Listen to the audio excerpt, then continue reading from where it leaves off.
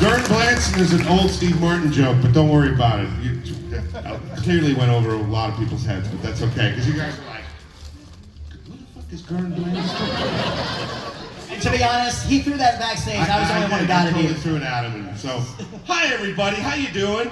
It's so good. Oh, wait! And Bender, listen, what do you think about that? I don't know, Flexo. What do you think about that? I don't know, Bender.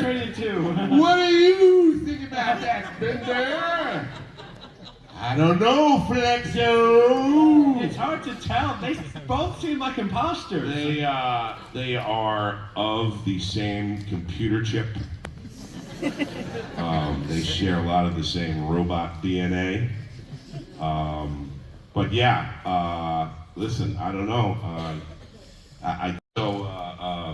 Barbados Slim, who was based on Jeffrey Holder, one of the original members of the Dance Theater of Harlem. Actually, Dance Theater of Harlem, Alvin Ailey dancer. He was brilliant, but he was the guy in Live and Let Die. He was also the 7-Up guy, remember? Crispy clean and no caffeine. Never had it, never will. You can just see what's swinging. Anyway, gang. So thank you very much. Sorry, I didn't mean to answer your question on a. And I'm ready. Bender will just get clobbered though all the time. He'll try and be friends with the Hulk. That won't work. He'd suck up to Tony Stark because Tony's right. Oh yeah, Tony Stark. But Tony Stark would just keep screwing him over and like being like, here, Bender, put this in your mouth. And then, okay, Tony Stark. Uh-oh. But yeah. For you guys that don't know what that is, that's King Zog. He's going mad, and he starts to honk, but he honks his own echo because he's going that mad. So it's. So anyway, your question, sorry. I came in for this is cool for Batman Brave the Bold. It was between me and Diedrich Bader. And Diedrich got it. And listen, Diedrich's a dear friend of mine. I love Diedrich. We actually have the same agent, so it's totally fine. But as a consolation prize, they gave me Aquaman, which turned out to be the scene-stealing motherfucker of that show, and was the most fun. I got to sing the most songs, like it was crazy. I got to sing so many numbers as Aquaman, and then the Vigilante, that country song was great. Like, yeah, exactly. And people just go, dude, man, come on. I'm like, we have the same agent, bro. I'm not taking your job. It's ridiculous. But yes, that's my Diedrich Bader. That's Batman. Slightly annoying, which means he sounds like he has a cold. That's just my Barry White impression, really. I would do it in between takes, and they were like, can you do that as Jake? I was like, yeah, sure, why not? Of course. Cut to me just being like, exact. No, it's just so fun. So fun. We do a show called Outtake-O-Rama, the guys from Futurama and I. And it's really funny. We do various outtakes from, the history, like, Maurice LaMarche does the full-on, yeah. Morbo will destroy you. No, not Morbo, but he does, what the voice the brain is based on. Orson Welles. He does the whole Orson Welles. He does the whole Orson Welles thing. I didn't. I thought we all deserved more money. I held out to the very last minute. We had basically a David versus Goliath standoff where we were holding each other's balls in our hands, going like this. And so the thing was that it was just me versus the entirety of Disney's, like, everything. And I just stood up and was like, I'll hold out. And then it became clear that at the end they were going to replace me. They were going to do something. They were going to do whatever they could to keep the show going without folding. So that's what happened. I did not get a raise, nor did the rest of the people get a raise. But we have since gotten raises because of what's built into the contract. No.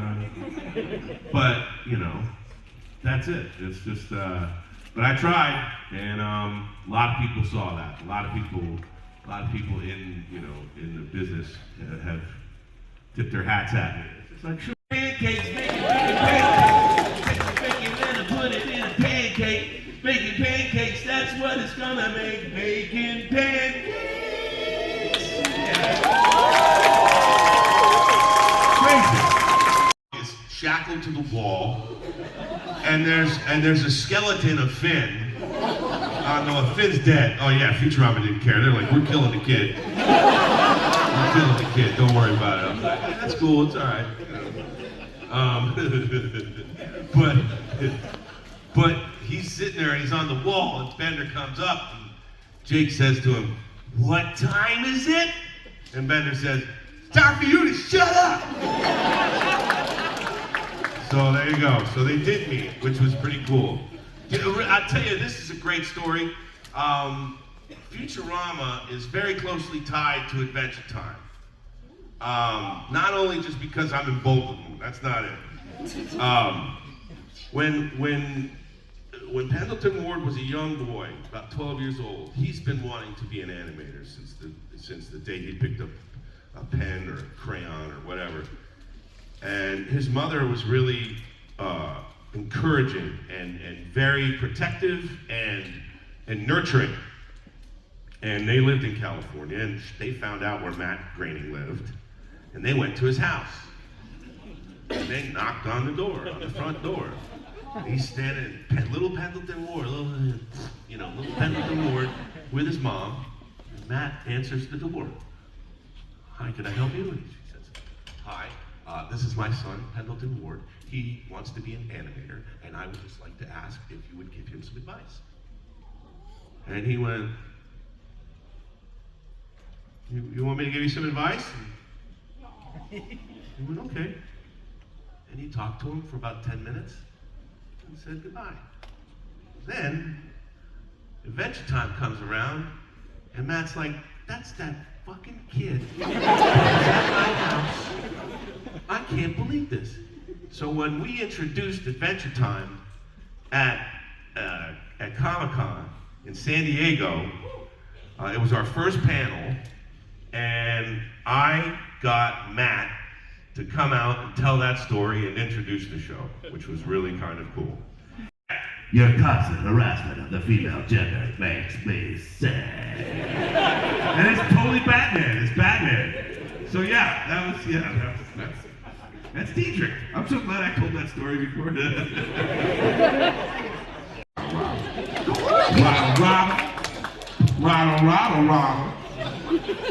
What's your name? What's your question? Hi, I'm Courtney. As Jake the dog is, dude, you can't flip the pig, dude. That's one of my favorites. But also, dude, sucking at something is the first step of being sort of good at something. I just think that makes so much wonderful sense. Yeah, so that's my favorite. I love that one. Because it's completely universal. That's lovely. Hey. It was a Joker that will kill you brutally and more. So, you know, that was it. It was wild too, because I did the part and, you know, people were just like, "Well, it's no Mark Hamill." She's like, "Yeah, no, it's not Mark Hamill. Like, this is like, you know, everybody gets to play a role like this. It's like playing Hamlet. There's so many different ways to do it. You know, it's like one of these iconic characters." But the best part about all those Mark Hamill fans like talking shit was that I ran into Mark Hamill and he was like, "John, your Joker is unbelievable." I was like, "I love you, Mark Hamill." Homer. So, oh my God. I was like, yeah, this is really a big deal. I was so blown away. It was so cool. Yeah, it was thrilling. Yeah, changed my life. Changed my life. What's your name? What's your question? Hi. Carson. Yeah, I don't know how many people know who Johnny Carson is. Johnny Carson was the host of the Tonight Show for many, many years. And he had a, there is also on Tonight Show, Flipper is here. What? So, You, sir, are correct. thank you, Ed, for saving my ass. That's crazy stuff. Also on Tonight Show, Patrick from SpongeBob SquarePants is here. Patrick is gonna show us how to make linguine.